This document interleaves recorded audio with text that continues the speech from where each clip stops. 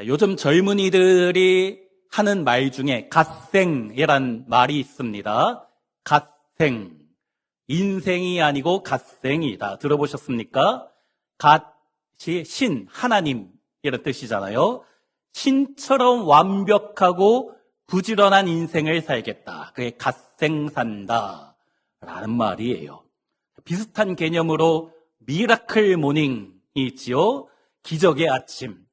남들보다 30분에서 2시간 일찍 일어나서 평소에는 허겁지겁 출근 준비하느라 바빴는데 30분에서 2시간 먼저 일어나서 오로지 나를 위해 준비하고 투자하는 시간, 그것을 통하여 나의 삶이 미라클, 기적처럼 변화되는 습관을 만들자 미라클 모닝이라고 말합니다.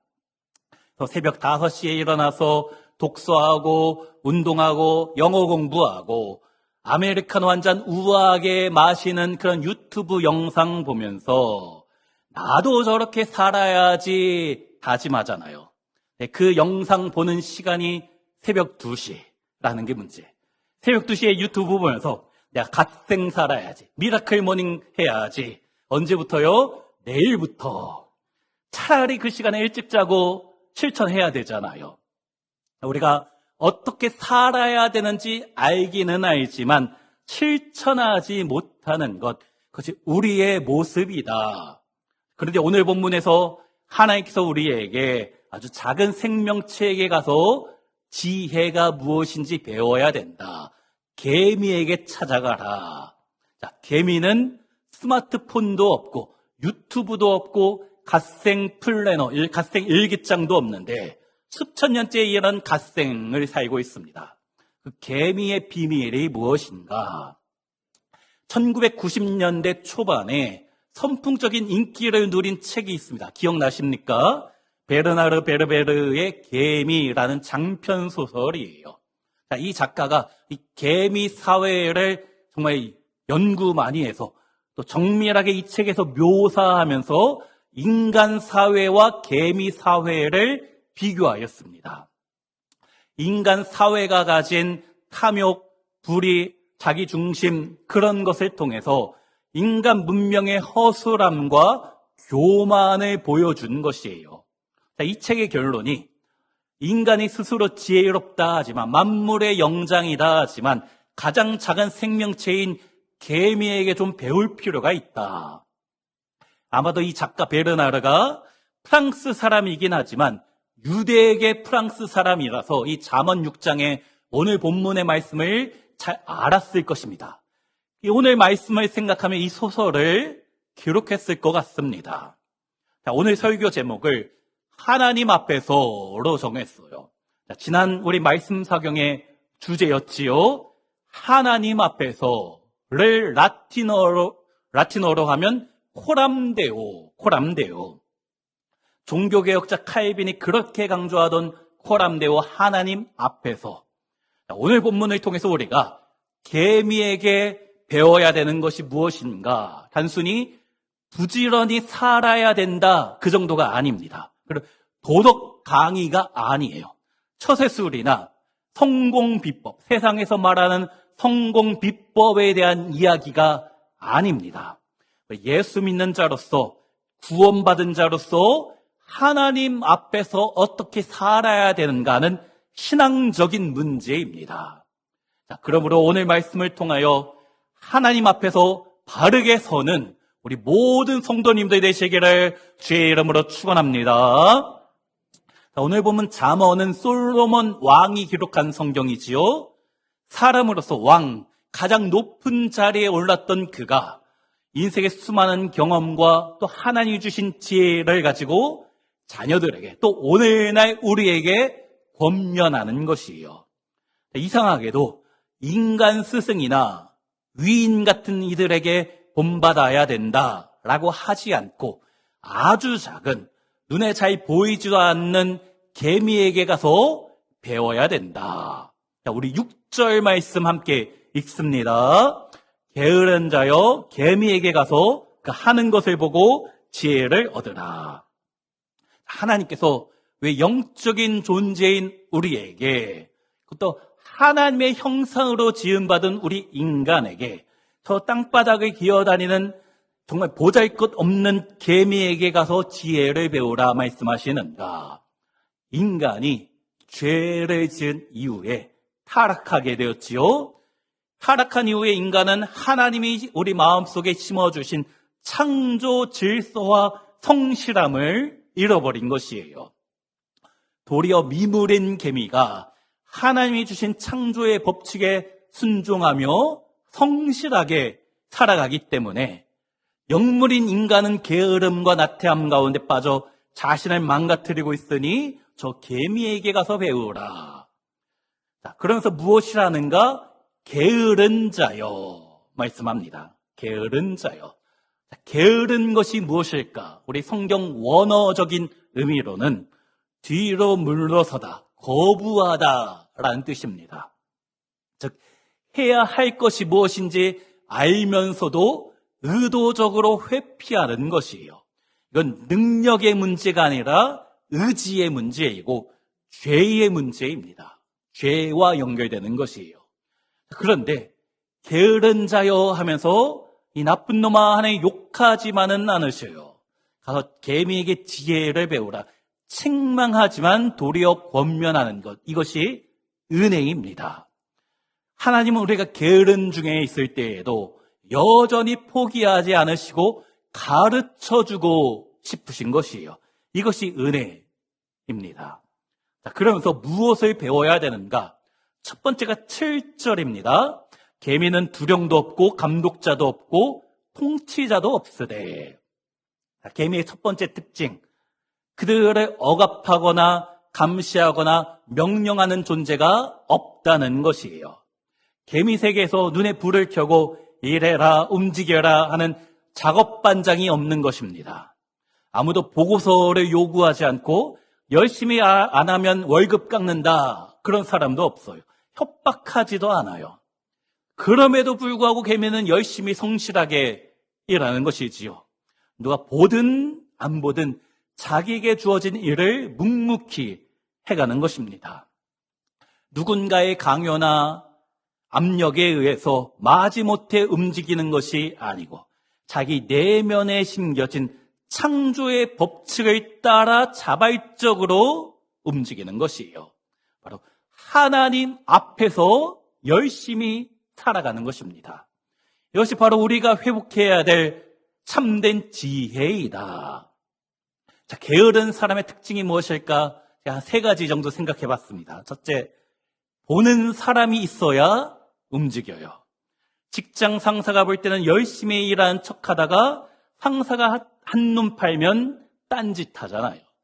요즘 직장인들은 컴퓨터로 열심히 작업하는 것 같은데 숨어서 월드컵 본다라고 하지요. 월드컵도 재미가 없어서 이제 안 볼 것 같아요.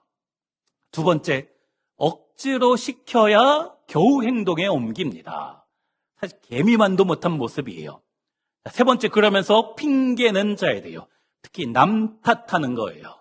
내가 잘못된 것은 다른 사람 때문이다. 누구 때문이다. 부모를 잘못 만났기 때문이다. 국가가 정책을 잘못했기 때문이다. 물론 그게 맞는 말일 수 있어요. 하지만 핑계된다고 달라지는 거 없잖아요. 일단 내가 할 수 있는 것은 최선을 다해와야지요. 자, 언젠가 우리나라를 헬조선, 헬이 지옥이잖아요. 지옥 같은 조선시대에 우리 한국인데, 대한민국인데 옛날 조선시대 힘들었던 때 생각하며 헬조선이라고 비하하는 거예요. 누가요? 우리나라 사람이. 물론 젊은이들이 헬조선이다 하는 게 어느 정도 이해되는 부분이 있어요. 취업이 힘들고 사회는 우리 경쟁으로 몰아내고 남들을 짓밟아야 성공한다, 올라갈 수 있다 강요하고 있기 때문에 상대적 박탈감을 느끼는 젊은이들, 어른 세대가 그렇게 만들었기 때문에 이분들이 헬조선이다 하는 게 어느 정도 이해가 되고 오죽하면 저랄까 그런 마음이 있습니다. 물론 우리나라가 아쉬운 부분이 참 많이 있어요. 경제적으로도 정치적으로도 아쉬운 부분이 많이 있지만 아쉬운 것만 이야기한다고 우리가 해결됩니까? 그런데 제가 생각하기엔 우리나라처럼 살기 좋은 나라가 없습니다. 정말 그래요. 제가 미국에 한 8년 가까이 살다가 왔잖아요. 한국이 훨씬 좋아요. 그래서 제가 한국 온 거예요. 제가 미국에서 6년 정도 사역한 교회가 있어요. 목사님이 은퇴하셔야 되니까 자꾸 저보고 후임으로 오라고. 여름 휴가 때 미국을 갔다 오려고 하는데 우리 성도님들 걱정 안 하셔도 돼요. 제가 안 돌아올까봐 걱정 안 하셔도 됩니다. 한국이 좋고 여기서 목회할 거고 또 우리 성도님들 버리고 제가 어디에 가겠습니까? 자, 어쨌든 게으른 사람의 특징 3가지. 누가 봐야지 하고 억지로 하고 핑계는 져야 된다. 그런데 하나님께서 우리에게 원하시는 모습이 무엇인가? 코람데오, 하나님 앞에서. 자, 이 하나님 앞에서는 교회 왔을 때만이 아니에요. 제가 항상 이야기하지요. 가정에서도 하나님 앞에서, 직장에서도 직장 상사 앞에 있는 것이 아니라 하나님 앞에 있다. 그 마음 가지고 열심히 살아가는 것. 요셉이 그랬잖아요. 우리가 가정이든 직장이든 내가 사는 동네이든 길거리든 어디서든지 하나님 앞에서 최선을 다하여 사는 것입니다. 종교개혁자 마틴 루터가 이런 말을 했어요. 구두 수선공은 구두 위에 십자가를 그리지 않아도 좋은 구두를 만드는 것으로 하나님을 섬긴다. 직장에서 내가 하는 것을 통하여 하나님께 영광 돌리는 것이에요. 하나님 앞에서. 저는 이제 가끔 십자가 목걸이 하시는 분들 있잖아요. 대단한 분들, 믿음 좋다. 네, 사실 이 십자가 목걸이만 하는 게 중요한 게 아니고 십자가 정신으로 살지는 않고 목걸이만 하면은 이게 우리 주님 망신시키는 겁니다. 나 자신을 먼저 돌아보아야 되는 것이에요. 하나님 앞에서 언제 어디서나 누구 앞에서든 최선을 다하는 것. 사람의 시선을 의식하는 것이 아니라 우리 중심을 바라보시는 하나님을 의식하며 언제 어디서나 최선을 다하여 살아야 되는 줄로 믿습니다. 제 이야기 좀 할게요. 자랑은 아닙니다. 용서하고 들으세요. 제가 우리 교회에 오기 직전에 6년 동안 사역한 교회가 있었어요. 그 교회에서 2년 지났을 때 수석 부목사님이 이제 교회 개척한다고, 동탄에 개척한다고 사임을 해서 그때 담임 목사님이 저보고 수석 부목사 하라고 하셨어요. 보통은 나이가 가장 많은 목사님들 중에 나이 가장 많은 분이나 교회에서 가장 오래 사역한 목사님들에게 수석 부목사를 맡기는데 저보다 나이 많은 목사님들이 몇 분 계셨고 교회 연차도 목사 중에 제가 가장 짧았는데 저보고 수석 부목사 하라는 거예요. 왜 그럴까요? 열심히 하니까. 남들이 하기 싫어하는 거 그냥 제가 다 했어요. 교회 쓰레기 떨어져 있으면 우리 청소하는 분이 있는데 제가 주스면 되는 거예요. 명절 때 누군가는 새벽 예배 인도해야 되잖아요. 다들 고향 가고 싶고 목사님들이 고향 가고 싶고 쉬고 싶어 하니까 다들 하기 싫잖아요. 그래서 제가 목사님들한테 그냥 가라고. 내가 새벽 예배 인도하고 내가 교회 지키고 있겠다. 또 월요일은 목사님들 쉬는 날이지요. 돌아가면서 한 명이 당직을 섰는데 너 자기 당직 날인데 일이 생기면 내가 당직 써줄게. 가라고. 제가 생각해봐도 제가 부목사일 때 담임 목사처럼 한 것 같아요. 그래서 제가 2년밖에 안 됐는데 저보고 수석 부목사 하라는 거예요. 성도가 한 3,000명 정도 되는 교회였습니다. 그 정도 교회는 담임 목사님이 모든 걸 신경 쓸 수가 없어요. 수석 부목사가 다른 담당자들과 회의해서 모든 걸 이제 다 결정을 해놓고 최종 이제 다 완성된 것만 가지고 담임 목사님께 가서 확인하고 교회 일이 진행됩니다. 3,000명 교회에서 제가 모든 것을 결정할 수 있는 그 기회가 저에게 엄청난 목회적 자산이 되는 겁니다. 그 경험 가지고 제가 우리 교회에서 하고 있어요. 물론 다 하지는 않아요. 또 우리 교회에 맞게 하고 있고 또 우리 교회에서는 제가 다 결정 안 하려고 우리 성도님들 보고 제가 항상 이야기하죠. 알아서 좀 잘 하시라고. 저한테 묻지 말고 잘 자발적으로 하시라. 그 교회에서 임직식 할 때 장로 안수집사 권사님을 한 번에 160명 정도 세운 적이 있습니다. 제가 6개월 동안 매주 이분들을 교육하는 거 제가 다 기획하고 진행했어요. VIP 초청잔치 같은 것도 제가 다 했습니다. 엄청난 기회예요. 이거 제가 다 해볼 수 있는 게 3,000명 교회를 다 운영해보는 게 엄청난 감사한 겁니다. 제가 있는 곳에서 최선을 다하니까 이런 좋은 기회가 생기는 거예요. 우리 이재혁 목사님, 우리 교회 부목사님, 제가 수석 부목사 할 때 전도사로 사역을 시작했는데 교육자실 분위기가 정말 좋을 때 이분이 왔어요. 그 전에 얼마나 엉망이었는지는 잘 모르실 거예요. 제가 얘기는 하지만 이해는 안 될 거예요. 부교육장 한 20명 정도 됐거든요. 이제 목사님, 전도사님 한 20명 됐는데 서로 사이가 안 좋았어요. 목회자 세계에 왜 시기와 질투가 있는지, 교회 안에서 왜 그러는지 이해가 안 되더라고요. 제가 수석하면서 교육자실 분위기가 확 바뀌었어요. 왜 그랬는가? 그 전에 수석은 시키기만 했거든. 사실 워낙 할 게 많아서 지시하는 것만 해도 힘들긴 합니다. 하지만 저는 지시하면서 제가 앞장서서 했거든. 그러니까 교육자들이 왜 난 힘든 거 시키고 저 사람은 쉬운 거 맡기냐. 그런 불평이 사라졌지요. 그래서 서로 하나가 되는 거예요.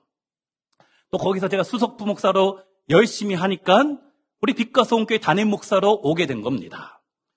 그 교회에 저보다 나이 많은 목사님들도 있었고 저보다 그 교회에 오래 사역한 목사님도 있었지만 왜 저를 빛과 소원교회 담임 목사로 소개시켜줬을까요? 제가 제일 열심히 하니까. 자랑은 아니고 사실이에요. 자, 다시 얘기하자면 제 자랑 아닙니다. 예수 믿는 사람은 누구나 그래야 한다는 거예요. 어디서나, 가정에서든 직장에서든 교회에서든 내가 사는 동네에서든 내가 코람데오 하나님 앞에 서 있는 것처럼 최선을 다해 살아가면 우리 주님이 잘 되게 하시는 은총을 주신 줄로 믿습니다.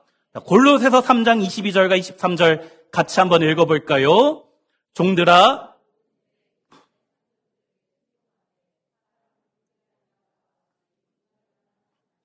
오직 주를 두려워하여 성실한 마음으로 하라.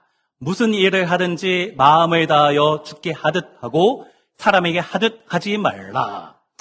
우리는 사람의 눈가림만 하는 게으른 자리에서 벗어나야 됩니다. 아무도 알아주지 않아도 교회 구석에서 묵묵히 빗자루 드는 그 손길을 주님이 보고 계시기 때문에 아무도 듣지 않는 골방에서 눈물 가운데 가정을 위하여, 교회를 위하여, 이 나라와 민족을 위하여 부르짖는 그 기도 소리를 우리 주님이 듣고 계시는 것입니다. 그러므로 우리가 날마다 직장이든 가정이든 교회에서든 사람이 아닌 하나님 앞에서 행하는 자발적인 성실함의 주인공들 되시기를 간절히 부탁드립니다. 자, 두 번째, 계미를 통해 무엇을 배워야 되는가? 8절 말씀 함께 읽습니다. 먹을 것을 여름 동안에 예비하며 추수 때에 양식을 모으느니라. 계미는 여름에 예비하고 추수 때에 모은다. 지금 당장 날씨가 따뜻하고 먹을 것이 풍족하다고 해서 방탕하게 즐기지 않아요.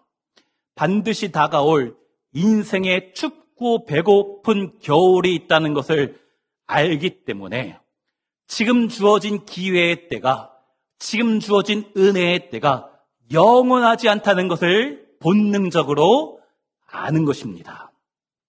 이솝 우화 중에 우리가 잘 아는 개미와 배짱이 아시지요? 개미가 한여름에 땀나도록 열심히 일하는데 옆에서 배짱이가 보고 비웃는 거잖아요. 또 왜 이렇게 일만 하니? 나처럼 즐기고 노래하면서 행복하게 살지. 그런데 겨울이 찾아옵니다. 봄부터 가을까지 열심히 일하던 개미는 따뜻한 곳에서 쉬고 있는데 배짱이는 먹을 것이 없어서 개미한테 먹을 것 좀 달라 사정하다가 얼어 죽었다는 이야기 알잖아요. 이 이야기가 우리나라 들어오면서 개미와 배짱이가 되었는데 사실은 이솝 우화의 원전은 개미와 매미입니다. 매미. 곤충학자 파브르 아시죠? 파브르의 곤충기 유명하잖아요. 그가 이 이솝 우화를 보고 무엇이라 했는가? 말도 안 되는 이야기다. 개미와 매미는 본래 먹는 게 다른데 매미가 개미한테 먹을 걸 달라는 게 이게 말이 되냐? 이런 사람한테 뭐라고 하는지 아십니까? 너 T야? 그러는 거예요. 중요한 건 우화예요, 우화. 중요한 건 내용이 아니고 본질이잖아요. 영적 비밀이 담겨 있는 것입니다. 게으른 자는 언제나 오늘만 생각하는 거예요. 오늘. 당장의 쾌락, 당장 눈앞의 편안함에 취해 앞날을 생각하지 못하는 것이지요. 설마 무슨 일이 있겠어? 뭐 내일 하면 되지, 다음에 하면 되지 하며 미루는 것입니다. 하지만 지혜로운 자는 다가올 영적 겨울을 미리 준비하는 것이에요. 우리 인생에 항상 기회가 주어지는 것이 아닙니다.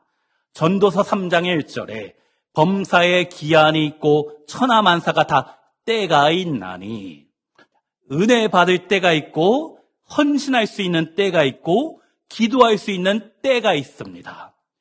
정말 중요한 거는 우리 인생의 마지막 날, 주님의 심판대 앞에 설 날이 있다는 것 기억하셔야 되는 겁니다. 반드시 찾아옵니다. 아직 젊은데 나중에 나이 들고 은혜 받고 나중에 열심히 신앙생활하면 되지. 영적 나태함이에요. 미련함. 왜? 그 기회가 주어지지 않을 수 있기 때문에 언제 우리 인생에 차가운 바람이 몰아칠지, 언제 겨울이 오는지는 아무도 알 수 없는 것입니다. 나이 따라 다르게, 나를 따라 오는 게 아니에요.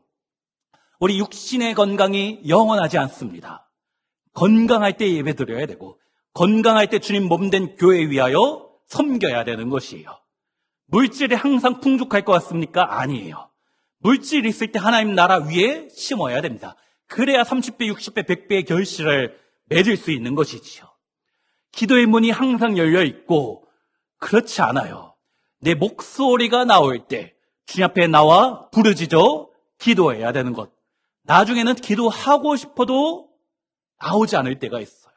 힘들어서 교회에 나오지도 못할 때가 반드시 있습니다. 사랑하는 우리 성도님들, 우리 영혼을 위하여 무엇을 예비하고 계십니까? 다가올 영원한 때를 위하여 하늘나라 곳간에 보물을 쌓아두고 계십니까? 오늘 우리가 이 자리에 나와 주 앞에 예배하는 것, 기도하는 것이 바로 영적 여름의 양식을 예비하는 것인 줄로 믿습니다. 평소에 기도에 저축을 하셔야 돼요. 평소에 말씀으로 내 안에 은혜를 채워두셔야 됩니다. 특히 청년들, 젊은이들, 물론 지금 인생이 참 힘들다는 걸 알아요. 사회초년생으로 직장에서 눈치 보고 스트레스 받고 사는 것 잘 압니다. 그래도 지금 신앙에 저축을 해야 돼요. 곧 신앙의 겨울이 찾아옵니다. 언제인가요? 결혼하고 신혼, 또 특히 아이 낳으면 신앙생활 열심히 하고 싶은데 못하게 됩니다. 육아에 지쳐서 신앙을 까먹어요. 그때 청년 때 내가 모아둔 양식, 영적 양식을 가지고 육아할 때 신앙을 까먹으면서 버티는 것이에요. 그러니까 이제 육아 어느 정도 끝나면 다시 열심히 신앙생활 하는 것이지요. 우리 젊은이뿐 아니라 다른 성도도 마찬가지. 우리 인생에 갑작스러운 겨울이 찾아오고 고난의 폭풍우가 몰아칠 날이 반드시 있습니다. 그 사실을 알고 미리 영적 양식을 넉넉히 예비하는 사랑하는 우리 모든 성도님들 되시기를 주의 이름으로 축원합니다. 자, 세 번째, 개미에게 배워야 되는 것이 무엇인가? 9절과 10절. 게으른 자여, 내가 어느 때까지 누워 있겠느냐? 내가 어느 때에 잠이 깨어 일어나겠느냐? 좀 더 자자, 좀 더 졸자, 손을 모으고 좀 더 누워 있자. 자, 여기 조금만 더 자자, 조금 있다 하자. 이 조금만 더란 단어 속에 사탄의 무서운 계략이 있는 것이에요. 사탄은 우리에게 한 번에 주님 떠나라고 하지 않아요. 기도를 하지 말라고 이야기하지 않습니다. 다만 오늘은 피곤하니까 오늘은 조금 더 자고 내일부터 하자. 오늘 바쁘니까 성경 읽기는 조금 미루고 내일 한꺼번에 하면 되지. C.S. 루이스의 스크루테이프의 편지란 책이 있습니다. 무슨 내용인가? 고참 악마가 초보 악마한테 어떻게 예수 믿는 사람을 유혹하고 넘어뜨릴 수 있는가 가르치는 내용. 거꾸로 생각하면 되지, 우리 신앙인은. 사탄이, 악마가 우리 신앙인에게 너 회개하지 마, 너 착한 일 하지 마, 그렇게 하지 않는다는 거예요. 대신에 오늘 피곤하니까 내일 회개하면 되지, 내일 열심히 하면 되지, 나중에 하자. 그러면 예수 믿는 사람을 무너뜨릴 수 있다는 겁니다. 오늘 말씀이에요. 조금 더 자자, 조금 더 졸자, 내일부터 새벽 예배 다니면 되지, 이번 주까지만 쉬고 다음 주부터 주일 예배 잘 지키면 되지. 그런데 그 조금만 더가 반복되면 어떻게 되는지 아십니까? 11절에 무서운 경고가 나와요. 우리 마지막으로 11절 함께 읽습니다. 내 빈궁이 강도같이 오며 내 곰핍이 군사같이 이르리라. 심판의 날이 강도와 같이, 도둑과 같이 갑작스럽게 찾아온다. 또 군대와 같이 한꺼번에 몰려온다.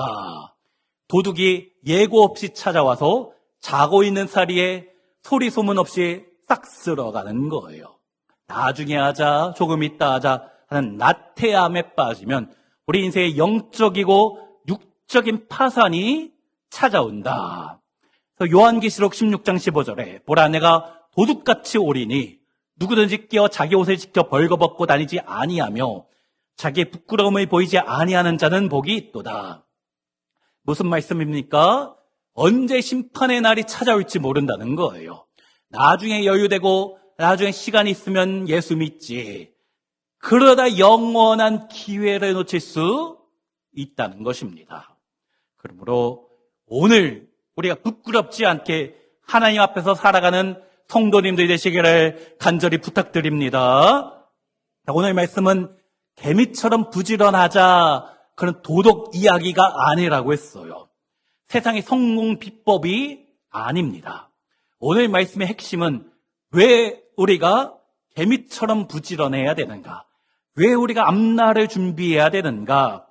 주님이 우리 안에 계시기 때문에, 성령님이 우리 안에서 오늘도 하나님 앞에 살아가라 말씀하시기 때문이에요. 그러므로 코람데오, 하나님 앞에서 하나님의 영광을 위하여 열심히 살아가시는 우리 모든 성도님들 되시기를 주의 이름으로 축원합니다. 언제나 은혜가 주어지는 것이 아니에요. 항상 기회가 있는 것이 아닙니다. 사랑하는 우리 성도님들, 오늘만 쉬고 내일부터 하자, 이런 한 번만 쉬고 내일부터 좀 더 자자라는 마귀의 달콤한 속삭임을 시간 우리 예수 그리스도의 이름으로 단호히 대적하여 물리치시기 바랍니다. 영적인 나태함의 자리, 영적 침체의 자리에서 믿음으로 과감히 일어설 때 우리 영혼을 파산시키려 강도처럼 찾아오던 빈궁과 곰핍이 한 길로 왔다 7길로 떠나가게 될 줄로 믿습니다. 도리어 그 자리에 하나의 풍성한 은혜와 감당할 수 없는 축복이 하늘의 군대처럼 우리 삶 가운데 거침없이 밀려오게 될 줄로 믿습니다. 그러므로 은혜의 때가 영원하지 않고 기회의 문이 항상 열려있지 않다는 것을 기억하고 오늘도 사람이 아닌 하나님 앞에서 살아가는 모든 성도님들 되시기를 주의 이름으로 축원합니다. 그래요, 내게 주신 가정에서, 일터와 교회에서 신실하게 성실하게 살아가므로 언젠가 우리 인생 마지막 날에 주님 앞에 섰을 때에 잘하였도다 착하고 충성된 종아, 최고의 칭찬과 최고의 상급을 받아 누리시는 우리 모든 성도님들 되시기를 주의 이름으로 축원합니다.